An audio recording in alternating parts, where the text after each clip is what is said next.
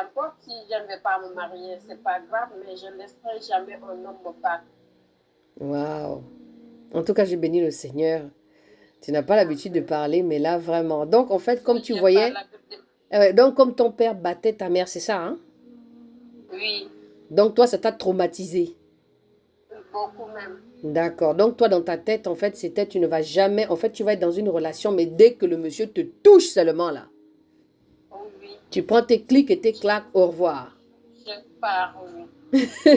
Mais tu m'as l'air de C'est à quelqu'un qui cause de, est... Mhm. hein, Dis-moi, dis-moi. à cause de ça que quand ma mère a divorcé, tout le monde disait que tu es la plus grande, il faut faire revenir ta maman, il faut faire revenir ta maman. Je leur disais, ma maman, c'est sa décision. Si elle dit qu'elle veut revenir, elle va revenir.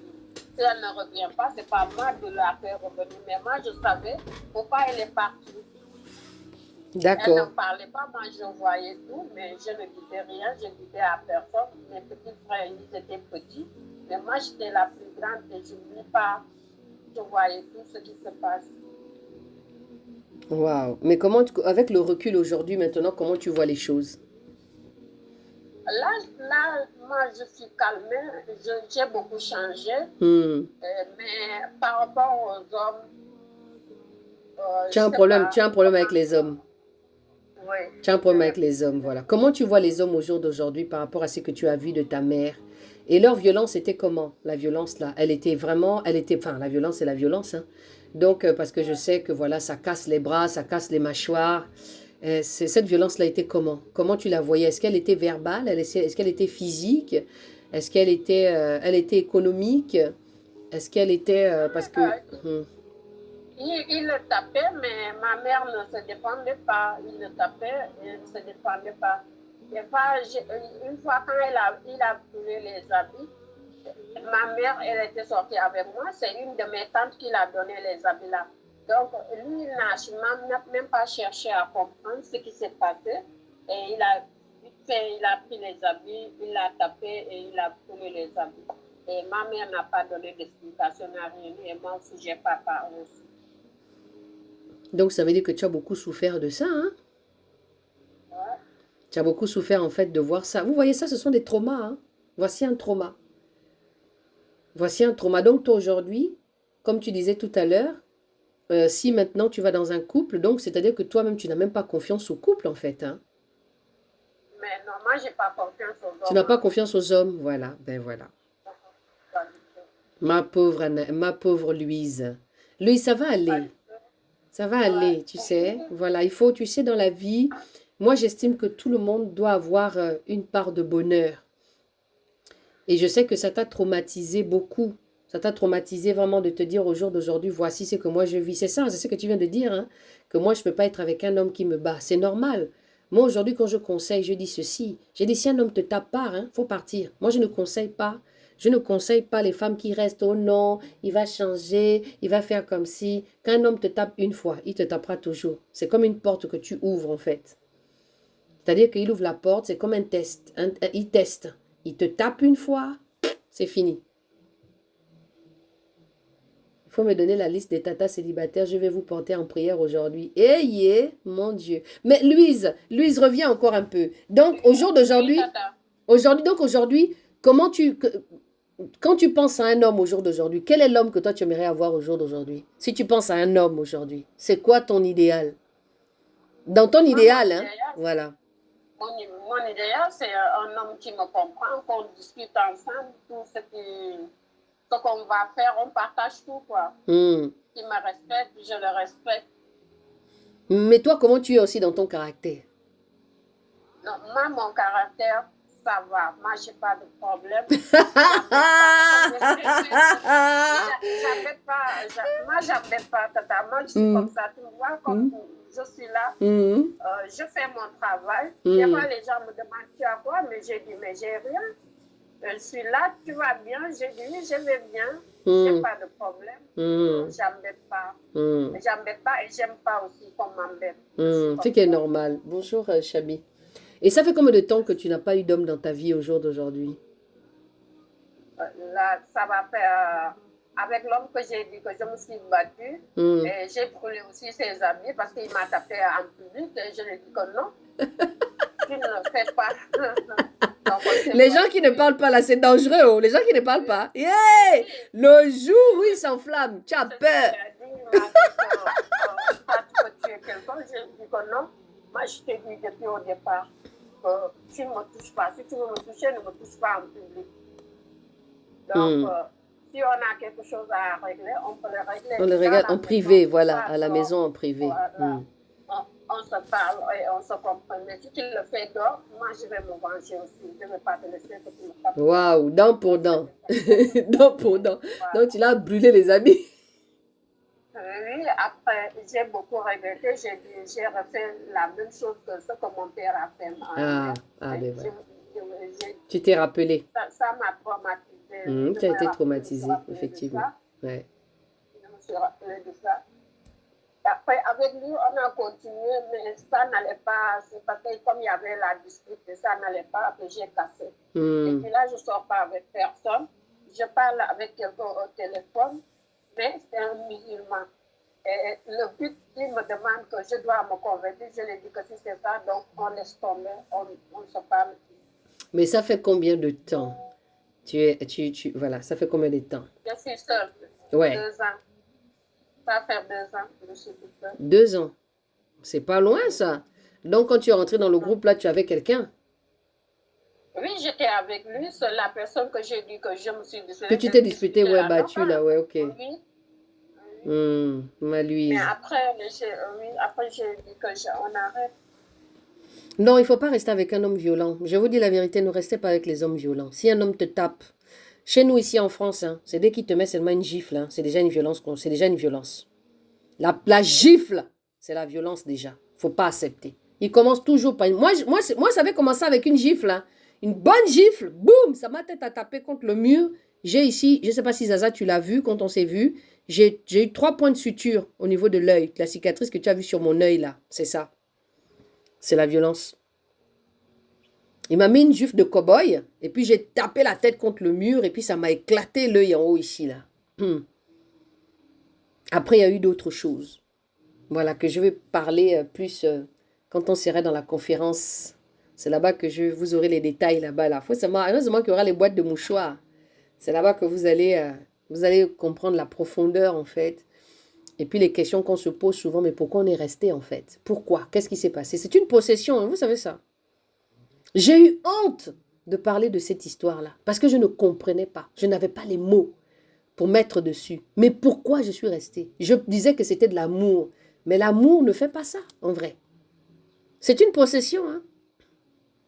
C'est une possession. C'est-à-dire que les gens vous possèdent. C'est une possession. Hein? Et pour sortir de là, je n'étais pas chrétienne quand je suis sortie de cette situation. J'ai eu le déclic. C'est pourquoi je parle beaucoup de déclic. C'est pourquoi dans mes propos, vous allez toujours entendre déclic. Déclic autocritique. C'est là que ça a créé le mot déclic dans ma vie. C'est pourquoi je porte le déclic là. Mon père avait dit qu'il souhaitait que mon mari me tape tous les jours, car je ne suis pas soumise. J'ai brisé. Ah, Macha, faut briser ça, pardon. Faut oublier ça même. Tu prends, tu mets dans la poubelle. Voilà les bons objets qu'on peut mettre dans la poubelle, c'est ça là. C'est ce genre de paroles. Où on ne regrette pas. Tu prends, tu fous dans la poubelle. Voilà. Les paroles de malédiction comme ça, tu prends. Allez, paf, tu mets dans la poubelle. En fait, je suis en train de vous donner une image hein, que le Seigneur est en train de me donner là. Vous savez, en fait, il y a une dame. L'image est celle-ci. Il y a une dame qui est en train de passer. En fait, elle est en train de marcher. Mais quand elle marche, elle a des obstacles. Et il y a des obstacles qu'elle maîtrise et il y en a d'autres qu'elle subit. Donc, il fait que, au lieu de s'arrêter et gérer le problème, elle prend juste le papier, elle le froisse, elle met dans la poubelle.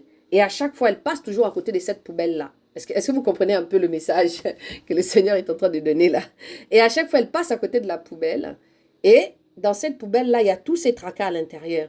Mais elle continue quand même à marcher. Elle continue toujours à aller chercher autre chose. Alors qu'elle n'a pas encore réglé les problèmes qui sont dans cette poubelle-là. Est-ce que vous voyez un peu comment le Seigneur montre un peu certaines choses? Donc vraiment, Louise, ma Louise, que le Seigneur te fortifie. Vraiment. Et que tu enlèves ça. Et que maintenant là, tu es dans une famille. On va vraiment prier pour toutes les femmes célibataires ici, là. Pour que vraiment le Seigneur puisse vous amener des bons hommes. En tout cas, moi, si tu es là, que tu me dis que le type là a commencé à te mettre une petite gifle là, je te promets que moi-même là, tu vas me voir dans le rêve. Il va me voir dans un rêve là-bas là. Il va dire, mais la femme là, c'est qui? J'ai dit, ah! Il va dire, c'est qui? Ah bon? Ah bon, hein? Toi-même là-bas. Non, non, non, non, non. Maintenant, il faut être prudente. Le Seigneur parle ce matin en métaphore de la poubelle. Si quelqu'un comprend le message de la poubelle, en tout cas, c'est vous, quoi. Éclairez-moi. Parce que si vous avez des révélations sur cette poubelle que je n'arrête pas de sortir depuis tout à l'heure, là, parce que depuis tout à l'heure, j'ai cette image, en fait, d'une femme qui marche. Et puis, à chaque fois, la poubelle, elle est là. C'est une grande poubelle, hein. Une poubelle comme ça, avec des trous un peu comme la mienne ici, mais elle est noire. Voilà. Donc, la métaphore de la poubelle, là. Donc, à un moment donné, il faut que vous vous concentrez là-dessus. Parce qu'il ne faut pas laisser les choses dans la poubelle. Parce que dans la même poubelle, là, quand tu vas la regarder, des fois, tu as oublié, tu as jeté quelque chose que tu n'as pas fait attention. Et des fois, la chose là, tu dois la garder encore. Par exemple, hier, je suis sortie de chez moi là. Je suis allée chercher ma grosse poubelle. Et finalement, j'ai ouvert ma petite poubelle. Et dans ma petite poubelle, j'ai vu qu'il y avait une petite ceinture d'une robe, plus un masque, tu sais, qu'on donne, dans l'avion là, plus une pince. Vous savez ce que j'ai fait? J'ai récupéré dans des affaires là. Donc, vous voyez que la métaphore, elle est là. Hein. J'ai récupéré la pince, j'ai récupéré, je me suis dit, oh, donc moi j'ai foutu ça ici dans la poubelle. Donc j'ai retrouvé quelque chose que je ne pensais pas. Donc c'est pour vous dire que la métaphore de la poubelle ici, c'est de revenir un petit peu à tout ce qu'on peut vomir et de se dire, il faudrait que je gère un peu cette situation-là au lieu de la laisser comme ça. Oui, Marie-Hélène. Oui, mais justement, en parlant de la métaphore de la poubelle, c'est exactement ça. C'est ce que quand tu parlais de ça et que tu le décrivais, mais je le voyais en image. Ah ok, je t'ai envoyé l'image. Tu as reçu l'image. Moi, personnellement, je pense que je prends le message parce que je pense qu'il est important qu'on me donne. Amen. Mais je le mets à la poubelle, je dis c'est pas grave, ça je le traiterai plus tard. Enfin, je le mets dans la corbeille en tout cas. Je le mets ça, je le traiterai plus tard. Pour l'instant, il y a un truc qui est plus important, c'est ça. C'est ça. Alors qu'en fait, non. Parce que ce problème-là, ce que j'ai mis à la poubelle, peut résoudre en même temps, en fait, d'autres problèmes. Voilà. C'est ça. Et puis, plus on va mettre dans la poubelle, plus ça va sentir. Et au bout d'un moment, il va bien falloir désinfecter tout ça. Donc, voilà. Autant désinfecter au fur et à mesure. Je comprends ça comme ça. Voilà, c'est ça. Et c'est ça qui accumule les blessures. C'est-à-dire que tu es toujours en train de partir en avant, tu reviens en arrière, tu mets dans la poubelle, et puis après tu repars encore, et puis tu reviens encore en arrière, tu remets dans la poubelle. Donc la poubelle là, elle commence à être bien remplie, elle commence à sentir parce que c'est mélangé avec beaucoup de choses. Hein. Donc du coup, tu repars encore chercher, et puis tu reviens encore. Après, ben, c'est pour devenir quoi? Zingue-zingue, hein? Médoc. Voilà, médoc, tout ce que tu veux et ainsi de suite. Que la poubelle, ce qu'on veut plus, mais il faut la vider. C'est prendre sur soi et ne pas le jeter. Mais voilà, c'est considérer en fait de toutes les blessures que nous pouvons avoir. Donc Louise, vraiment je prie pour que le Seigneur, vraiment quand tu auras un peu de temps, on pourra parler encore de ces choses-là, d'accord? Quand tu auras un peu de temps, peut-être pas aujourd'hui. Moi j'aimerais vraiment, parce que j'ai pas mal de choses qu'il faudrait que je gère aussi. Je dois m'occuper de Flora après le 5. Je dois m'occuper de maman Anaïs. Et donc, on prendra le temps comme ça un peu. Louise, vous parlez comme ça une fois dans la semaine, tranquillement. On va se poser un peu. On va essayer de faire un mois. Chaque un mois, on va essayer de... Bon, un mois, c'est un peu trop long quand même. Mais on va revenir... J'aimerais bien revenir sur cet aspect-là, tu vois, de la confiance que tu as perdue vis-à-vis des hommes par rapport à ce traumatisme, en fait, qui t'embête, pour que tu puisses visualiser maintenant les hommes un peu différemment. Il ne faut pas être dans cet état, il ne faut pas être désespéré.